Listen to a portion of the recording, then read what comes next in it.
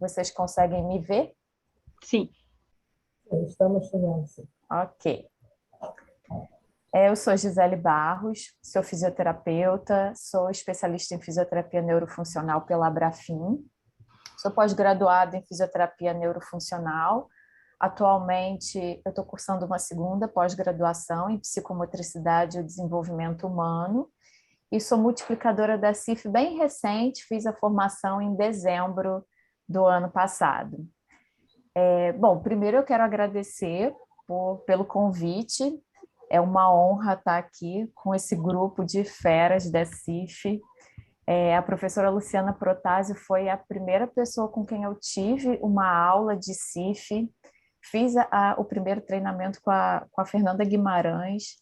Conheci o grupo CIF Brasil através da professora Mariela, e isso me direcionou para o Eduardo. Então, se hoje eu tenho a CIF, né, fazendo parte da minha vida, do meu estudo, é graças a esse grupo que está todo presente aqui. Eu confesso que dá até um pouquinho de frio na barriga, mas eu vim compartilhar com vocês a minha vivência, né? Como que eu uso a CIF na minha prática profissional. E aí, para fazer isso, eu trouxe um comparativo de como era a minha avaliação anterior à CIF e como é a minha avaliação hoje em dia, né? Deixa eu tentar passar aqui. Passou para vocês? Sim, passou. Passa, sim. Ok. Então, a primeira coisa que eu tenho para dizer é que é um grande desafio. Eu sou formada há 10 anos, então eu acredito que grande parte desse grupo que está aqui tenha sido formado, assim como eu, no modelo biomédico, e a gente desagarrar desse modelo, eu acredito também que vocês tenham tido essa dificuldade, que compartilhem dessa opinião, que é um grande desafio, né? A gente começar a ver o paciente e não a doença. Então, foi um grande desafio, não, né? Eu ainda acredito que seja, porque acho que a gente sempre pode melhorar. Cada vez que eu assisto uma palestra, um evento, eu modifico alguma coisa, eu aprendo mais um pouco. Então, acho que é um desafio que vai acompanhar a gente no decorrer da nossa trajetória, né? Então, eu vou mostrar um pouquinho de como era a avaliação que eu utilizava antes. Eu trouxe uns picotes, né, da minha avaliação anterior. Vocês podem ver aí que era uma avaliação que não contemplava muito os fatores pessoais, né? Eu tinha uma identificação do paciente bem superficial, bem rasa mesmo. E partindo disso, eu ia direto para a queixa principal, história da doença, história patológica, se tinha feito cirurgia ou não, qual era o quadro anterior, né, do paciente, já vinha tudo prontinho ali, se tinha dor, se tinha alguma outra patologia anterior, né, alguma outra doença. Eu trazia na minha avaliação também os quadrinhos já reservados para todos os testes que eu ia fazer, de amplitude de movimento, tônus muscular, coordenação, tudo que eu achava que era importante ser visto num paciente neurológico, né? Força muscular de membro superior, inferior. Então, tudo isso já vinha pronto na minha avaliação, e desde o primeiro contato com o paciente eu já tinha aquela ansiedade de preencher tudo isso, né? Já ia para o meu primeiro contato, para a minha avaliação inicial com essa ansiedade de voltar com todos esses quadrinhos preenchidos, com todos esses testes prontos. Em relação à atividade, eu tinha pronto na minha avaliação as atividades de vida diária que eu julgava serem mais importantes para um paciente neurológico, então elas eram muito relacionadas à alimentação, banho, né, higiene pessoal, que tipo de independência que esse paciente tinha dentro do ambiente dele, locomoção, e tinha ali os espaços para me dizer se o paciente era dependente, independente, como que era a mobilidade, já tinha preparado na minha avaliação os testes de sensibilidade e também tinha muita ansiedade de fazer tudo isso no meu primeiro contato com o paciente. Também eu tinha um espaço reservado para aquele paciente me localizar a dor, né? Eu já ia para a minha avaliação julgando que esse paciente tinha alguma dor.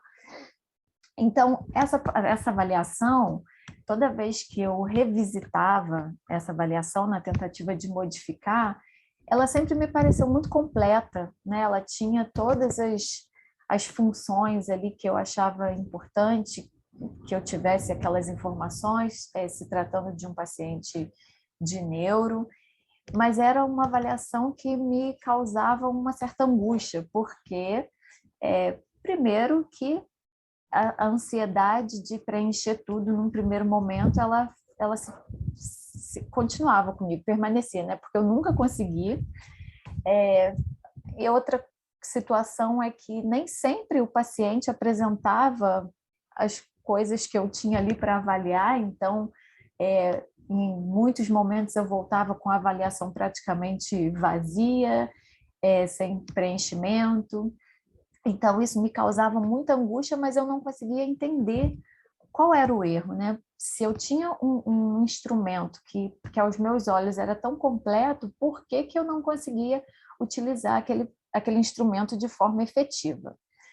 E foi então que eu conheci a CIF, né? Como eu falei, sou formada há 10 anos, há 11 anos, na verdade, e não ouvi falar de CIF na minha faculdade, na minha graduação, eu ouvi falar de CIF na pós-graduação, de neurofuncional. Então, comecei a estudar, e aí a CIF traz esse modelo, né? O modelo biopsicossocial, e comecei a me inteirar do que era cada componente, mas ainda assim era difícil entender como que isso ia mudar o processo de avaliação, né? Que eu precisava usar o modelo, eu entendia o que era cada componente, eu conseguia compreender, mas como que isso ia me acompanhar desde o processo de avaliação. Então, estudando a CIF, eu consegui compreender que aquele modelo que eu utilizava, ele estava pautado pelo modelo biomédico, né? Eu estava totalmente focada na doença. Então, era um modelo que tinha a doença como protagonista, eu tinha pouquíssima participação do indivíduo naquele processo de avaliação, né? O paciente era pouco participativo, não tinha espaço para isso na minha avaliação. A minha avaliação era totalmente focada em função e estrutura corporal e pouquíssimo foco também nos fatores contextuais. Então, a partir do momento que eu entendi quais eram as restrições do modelo que eu utilizava, eu comecei a minha busca por modificação, né? Então, a CIF trazendo todos esses componentes, todas essas palavras, participação, funcionalidade, atividade, função, eu comecei a busca por entender melhor cada coisa e introduzir isso no meu processo de avaliação. Então, eu fiz isso, tendo o modelo biopsicossocial como um modelo para minha avaliação, né? Eu entendi que eu precisava contemplar todos os componentes da CIF no meu processo de avaliação. Isso também ia me ajudar na elaboração dos objetivos. Eu também consegui compreender que os meus objetivos não eram ganhar força muscular, amplitude de movimento, não era função, né? Os meus objetivos, eles vão estar dentro de atividade de participação. E eu também queria que essa minha avaliação, ela fosse uma avaliação que trouxesse uma informação quantitativa, né? Que eu pudesse fazer um comparativo de uma avaliação, de uma reavaliação, utilizando a CIF. E aí, eu vou mostrar para vocês como que eu fiz as modificações na avaliação que eu uso atualmente, né? Contemplando os componentes da CIF. Então, dentro dos fatores pessoais, eu grifei aí as perguntas, né, os questionamentos que eu introduzi, que eu achei que foram muito importantes na hora de avaliar.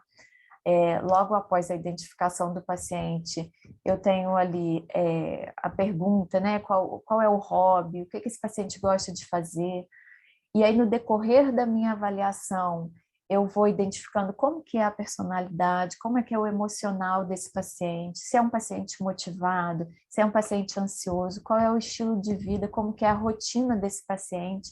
A minha avaliação anterior não contemplava nada disso e hoje eu vejo que o quanto essas informações são importantes e o quanto essas informações elas vão modificar o nosso resultado final, né? Um paciente que não é motivado não vai ter o mesmo resultado, tampouco um paciente que é muito ansioso.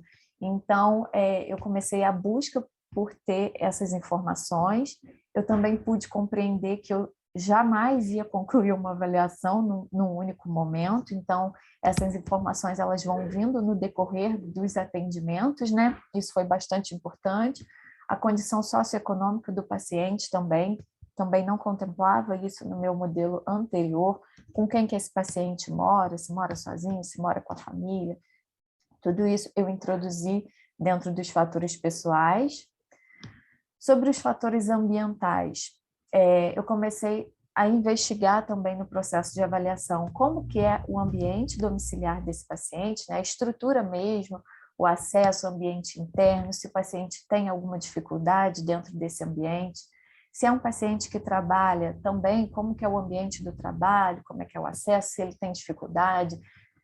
Quando não é um paciente que eu atendo a domicílio, eu sempre peço para a família filmar a movimentação do paciente dentro do ambiente, o paciente filmar seu ambiente de trabalho, se movimentando no ambiente para eu ter ciência de como que isso acontece, como que é a atitude das pessoas mais próximas, e aí, no primeiro momento, meu foco é a família, amigos e os colegas de trabalho, né? Mas no decorrer da avaliação podem vir outras informações, mas no primeiro momento, né, o meu foco é com as pessoas mais próximas, e se o paciente utiliza algum suporte para comunicação ou para locomoção.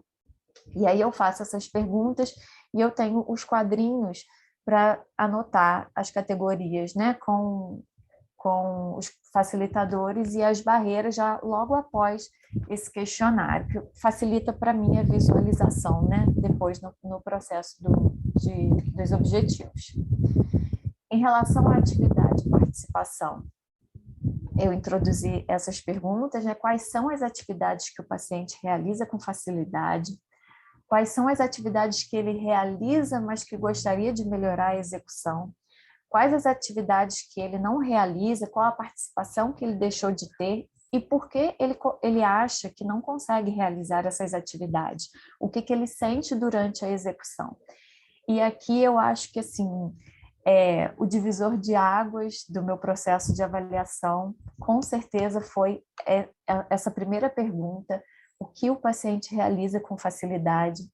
Eu percebi que nesse momento é como se a gente virasse uma chave na cabeça do paciente, né? Isso aconteceu diversas vezes. Às vezes o paciente nem se deu conta de que ele realiza tanta coisa, ele está tão focado nas limitações, no movimento que ele não tem mais, no que ele não consegue mais fazer, que ele não tinha parado para pensar no que ele ainda tem possibilidade de fazer. Então, começar o meu processo investigativo através dessa pergunta já cria uma motivação no paciente, né? Essa, pelo menos, é a minha experiência, né? Falando da minha vivência, essa pergunta foi muito importante ser introduzida. E a participação do paciente, né? Quando eu deixo o paciente me dizer por que ele acha que não consegue fazer o que ele não consegue fazer, eu dou importância para a fala dele, né? Ele está ali junto comigo, eu estou ouvindo e ele está participando, é ele que vai me dizer, e isso já vai me direcionar lá para a função estrutura, né? Quando eu chegar lá, o que o paciente me disse aqui já vai me conduzir para que tipo de instrumentos que eu vou utilizar, que tipo de avaliação que eu vou fazer, quais são as funções que eu pretendo avaliar. Essa fala do paciente também foi muito importante. No meu modelo anterior não tinha espaço para isso, né? Eu avaliava e eu julgava o motivo daquela limitação, né? Então, eu acho que essa foi a parte principal da modificação da avaliação. E aí, com essas perguntas em atividade de participação, eu percebi que eu aumento muito o potencial do paciente, né? A gente dá ênfase ao potencial e diminui o foco na limitação, né? Eu tenho mais questionamentos direcionados para o que ele pode ainda, o que ele consegue ainda. Então, eu tiro do próprio paciente o foco da limitação dele e a gente direciona o foco para o potencial. E aí eu tenho uma avaliação estática e dinâmica, é uma avaliação que eu me identifico muito, eu aprendi em um curso de atualização que eu fiz, então eu mantenho essa avaliação estática na minha avaliação com o paciente. Aí, na avaliação dinâmica, eu tenho algumas atividades aí que são consideradas bem importantes, né? Eu acho muito importante se tratando de um paciente neurológico. E aí eu aproveitei e já coloquei as categorias, né? A codificação não, as categorias para essas atividades. E no momento que eu avalio, eu coloco os qualificadores. Então, esse quadrinho já fica para mim bem direcionado, né, na hora do processo de montar os objetivos, que eu já consigo ver ali em relação ao desempenho e capacidade. E aí depois eu vou para a estrutura e função, né? Aí eu volto naqueles quadrinhos, né? Não abandonei os meus quadrinhos anteriores, mas aí eu já volto com base nas hipóteses que foram criadas, com base no relato do paciente, vou escolher os instrumentos que eu vou utilizar, se eu vou fazer teste de força muscular, amplitude de movimento, se eu vou usar alguma escala, né? Depois de ter conversado, de ter colhido informações a respeito de ambiente, avaliação, informação a respeito dos fatores pessoais, aí sim eu vou para a estrutura e função. E aí, vou escolher instrumentos, né, de avaliação baseados na CIF. Eu trouxe aqui só alguns exemplos, né, de instrumentos que eu posso estar utilizando, mas isso é muito raso, né? Tem uma infinidade de instrumentos aí que a gente pode utilizar, mas uma coisa que eu consegui compreender é que sim, eu preciso entender do que se trata, qual o componente da CIF que eu tô avaliando com aquele instrumento, e eu preciso escolher instrumentos para avaliar todos os componentes.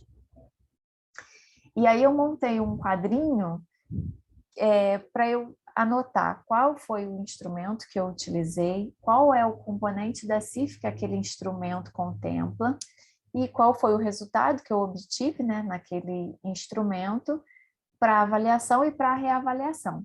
Então, nesse quadro, eu consigo fazer um comparativo quando eu reavalio o paciente, isso facilitou muito o olhar, né, qual é o procedimento que eu estou usando, a terapêutica que eu estou usando, que está funcionando, o que se manteve, o que a gente obteve melhora, e isso fica fácil também de mostrar para o paciente, né? Eu utilizo muito esse quadro para mostrar para o paciente como que a gente está caminhando, como que está o processo de evolução, né, do tratamento. Eu achei que facilitou demais a minha visualização nesse sentido. E aí, para elaborar os objetivos, eu anoto nesse quadrinho todas as categorias principais, né? Tudo que eu vi de alteração, como se fosse aquele quadro do modelo da CIF, né? Mas eu acho que assim eu consigo visualizar melhor. Então, eu anoto todas as categorias de atividade e participação que a gente viu a alteração, que a gente vai precisar trabalhar, os fatores ambientais que precisam ser modificados, né, que a gente precisa orientar, e em relação à estrutura e função, e a partir daí que eu vou montar o meu objetivo junto com esse paciente. Então, lembrando, né, que os objetivos vão ser traçados junto com o paciente, com a família. O foco vai ser na categoria que é mais importante para o paciente e para a família, mas sempre lembrando, né, que a escolha pelas categorias vai ser baseada nas categorias que são possíveis naquele momento, né? A Joyce falou muito bem disso na palestra dela. É lógico que o paciente vai vir com uma lista de coisas que ele não consegue fazer, e a gente precisa ter um foco em comum acordo, um foco numa categoria específica, ganhar uma coisa de cada vez, né? Um paciente que deseja andar, mas que não consegue se manter sentado, a gente precisa fazer o paciente compreender que existe uma etapa, né? Então, a gente precisa escolher categorias que sejam possíveis para aquele momento e uma categoria por cada vez, né? para a gente conseguir ganhar de uma forma efetiva e mostrar esse ganho para o paciente.